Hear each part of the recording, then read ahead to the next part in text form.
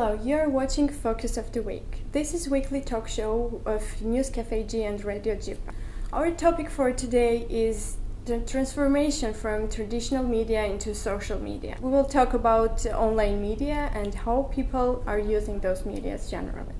Our guests for this topic are Matthias Hutter. He's an analyst working for Transparency International, and he's doing monitoring for Georgian media. And our second guest is Eric Barrett. He's an executive director in Jumpstart in Georgia. Our third guest is Dave Bloss. He's a regional director of OCCRP and a teacher at JIPA, Georgian Institute of Public Affairs, and a teacher at Radio Liberty. My first question to our guest, Matthias, what do you think about the transformation from traditional media into social media, and how do people react mainly in Georgia to that topic? So, in terms of usage, I think almost all people who have internet access in Georgia, which is about 45% of the population, most of these people use the internet primarily for social media use. So they use Facebook to communicate with their friends and relatives. So people have adopted Facebook as an important tool of communication and of also, I think, having discussions with friends, with their friends' and acquaintances.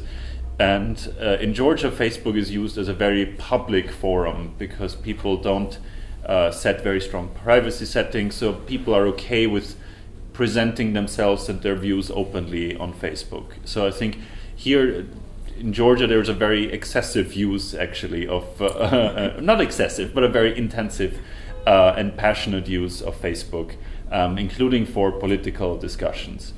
I think at this point, we haven't seen the big effect of the internet on the traditional media that we see in some other countries.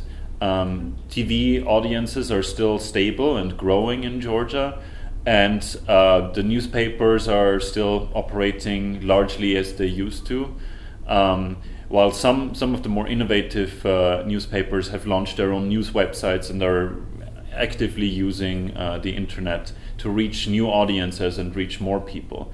But I think we're still somewhat at the beginning of this transition period from the old offline media to the electronic media in Georgia.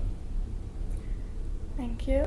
Eric, what do you think about this topic, and what would you say about those people who live maybe in villages and don't have that access of internet? In my experience, and I have to admit, in this area, I'm not as strong as when I discuss issues such as like data journalism, data visualization. But my experience in the villages is that, and just like in major urban areas as well, but the majority of people still use TV as their main source of information. And in terms of communication, internet isn't as widespread as in urban areas, but it's gaining in popularity. I think I think there's a lot of pressure to use Facebook, but this is anecdotal. People who do use the internet use it, I think, primarily to get on Facebook so that they can communicate with people outside their physical network, and so that's my experience. What do you think of the role of journalism in social media?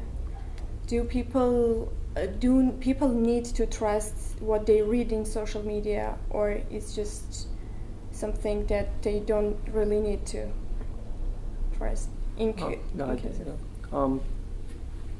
think you have two things. We'll use Facebook as the example here because it's so prevalent, like you said, as opposed to Twitter.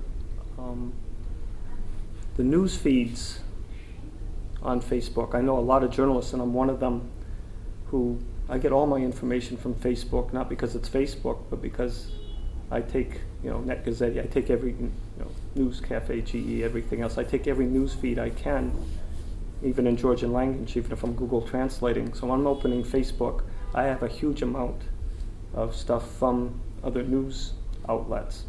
Armenia too, for that matter, Azerbaijan. So for me, that is where I'm getting my news all the time, is that part of Facebook. As far as trusting what you read on Facebook, and again, I'm the oldest one in this group, before that, you would sit in a newspaper office and some stranger on a phone who you didn't know would call you up and tell you something. So it's no more or less trustworthy than it was, 20 or 30 years ago. Do you trust what you hear on Facebook?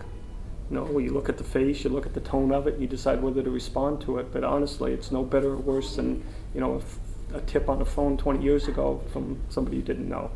So obviously I trust the news feeds, and I use it a lot. And every journalist I know, whether they're conscious of it or not, the time they're spending on Facebook, they're looking at the other news feeds, finding out what's going on, at least in these three countries, pretty instantly now.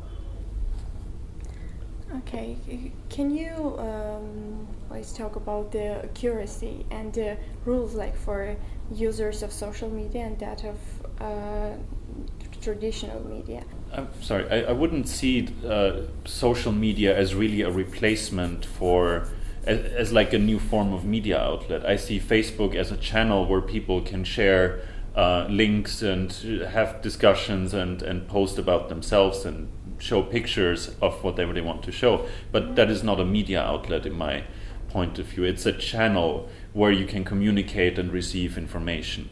But when we talk about media, I think we talk about online news outlets, and I think online news, they have to follow the same rules and principles that other journalists as well have to follow. It's just a different format or a different channel through which they publish.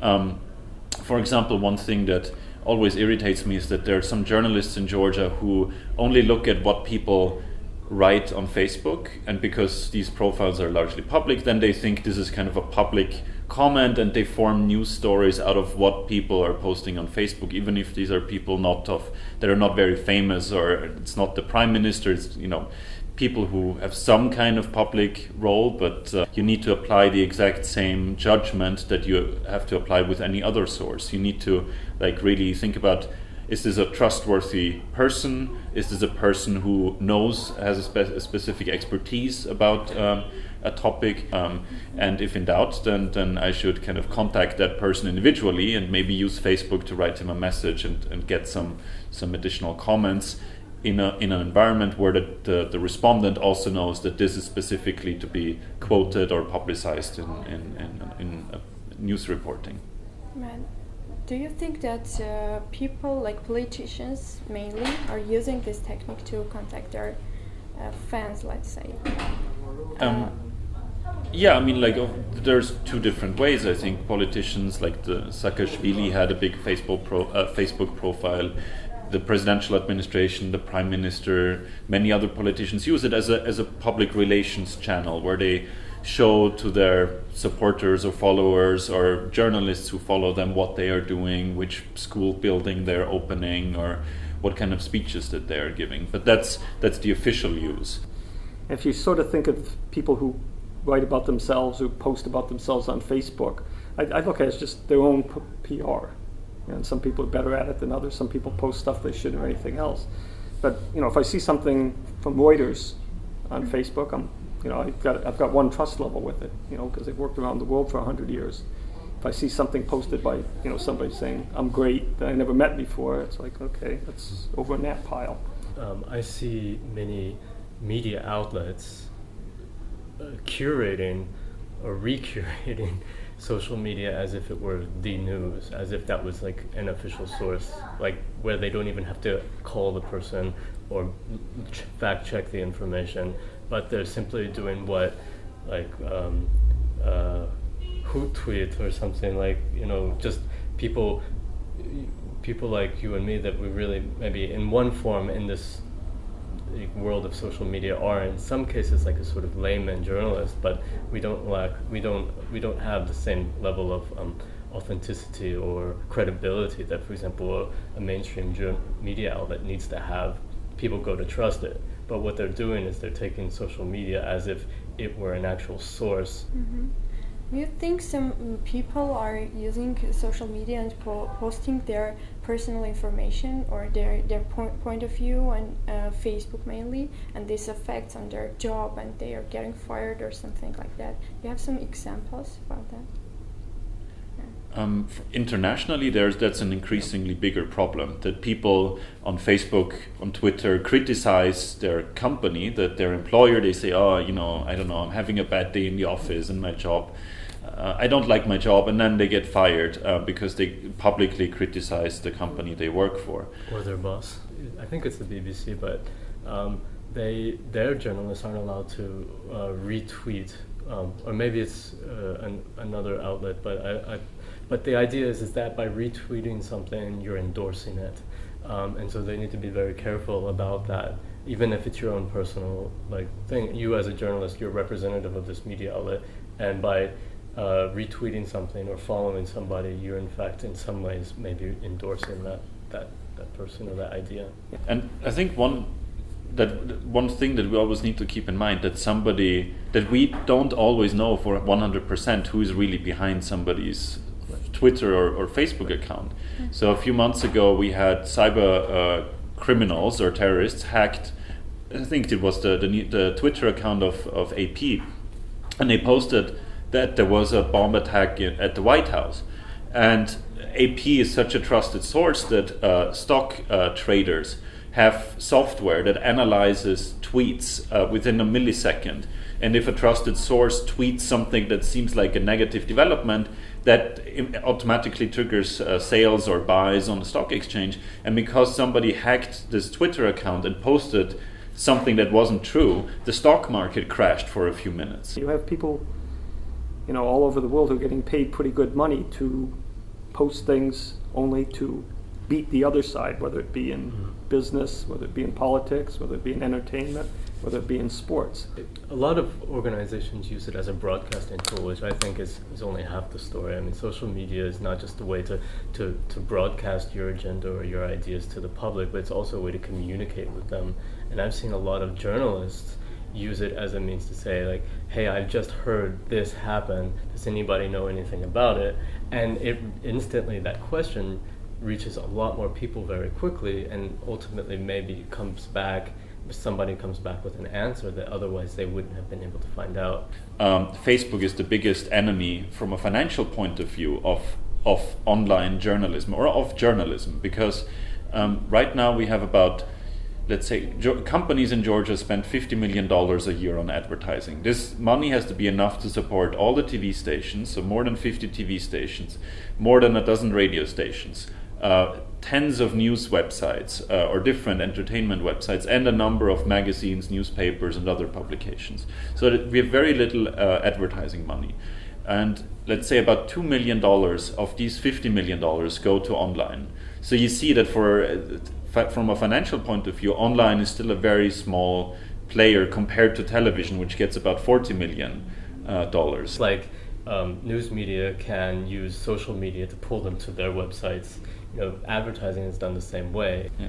But this is again with Amazon, with all these American-based multinationals, we have the problem that the money always goes abroad and it never stays in Georgia. And I think this is, when we talk about social media and online media, we need a whole new economy in Georgia. We need different companies that operate in Georgia, where you can buy the wedding dress online. The shop is in Kutaisi and they ship it to you if you're in Tbilisi, so that we keep the money in Georgia. Yeah, thank you for coming and sharing your professional expertise with us. Our guests were Matthias Hutter, Eric Barrett, and Dave Bloss. So you're watching Focus of the Week. This is weekly talk show of Newscafe G and Radio Jipa. Gayani was with you. See you next week.